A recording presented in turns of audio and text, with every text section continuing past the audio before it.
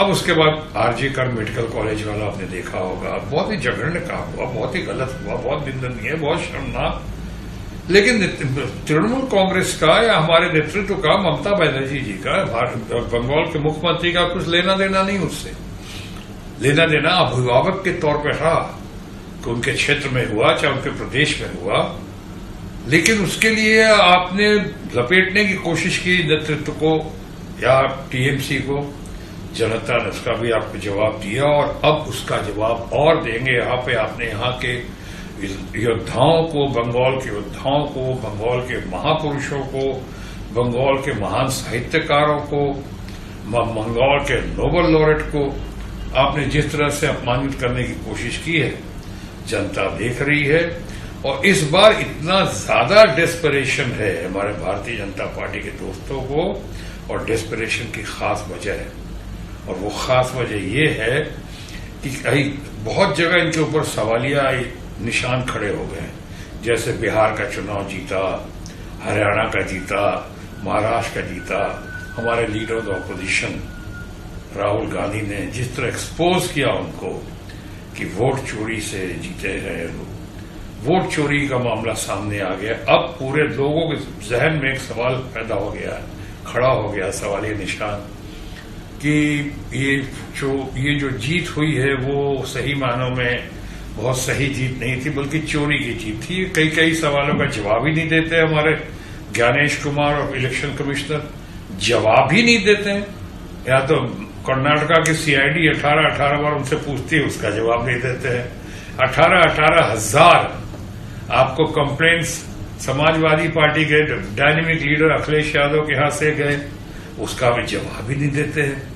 और फिर बाद में कहते हैं कोई कंप्लेन नहीं है। तो ये सब करके एक सवालिया निशान हो गया। उसके साथ साथ एक और सवाल लोगों के दिमाग में आ गया है कि ये वहीं क्यों जीतते हैं जहां पे तथाकथित डबल इंजन की सरकार होती है। ये डबल इंजन की सरकार में जीते, अगर अपवाद छोड़ दिया जाए, एक्सेप्शन झारखंड को, उस पर हम लोग बाद में बात कर सकते हैं, उसके और कारण है, और बाद में बात करेंगे। लेकिन आप बिहार देखें, हरियाणा देखें, आप देखें महाराष्ट्र देखें, यहां तथाकथित डबल इंजन थी।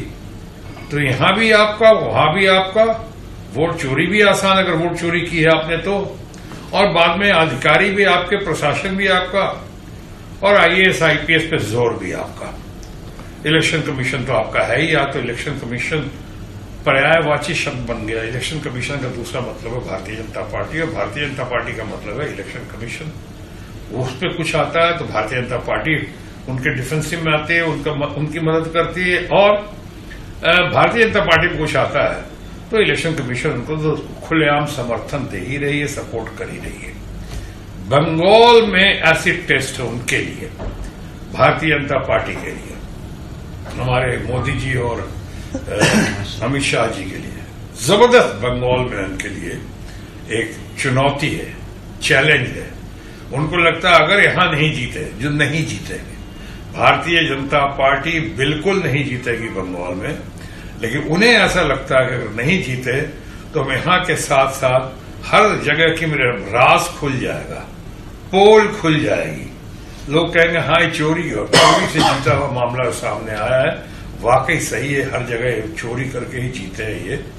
बंगाल में चूंकि न इनकी धरती है, न इनकी भूमि है, न इनकी संस्कृति है, न इनकी भाषा है, न इनके लोग हैं, न इनके अधिकारी। अगर अधिकारी पे जिस तरह तबादला किया, पूरा इतिहास में पहली बार हुआ होगा कि चुनाव की घड़ी में 50 से ज्यादा काबिल अफसरों का इन्होंने ट्रांसफर किया बंगाल से। बिहार में नहीं किया, महाराष्ट्र में नहीं किया, हरियाणा में नहीं किया, बंगाल में ट्रांसफर कर रहे हैं। और ये कह के कहीं भी इलेक्शन ड्यूटी पे नहीं लगाया जाएगा उनको।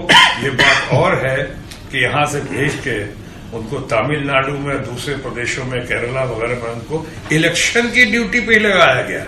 अगर यहां के लिए काबिल नहीं है नाकाबिल हैं, तो बाकी प्रदेशों के लिए वो काबिल कैसे हैं इस चुनाव की ड्यूटी में। तो ये जो किया है इन्होंने, ये एक इस बार एक्सपोज होने के इनके पूरे चांसेस हैं कि तो एक्सपोज हो जाएंगे, इसलिए बंगाल में जीतने के लिए वो डेस्परेट है।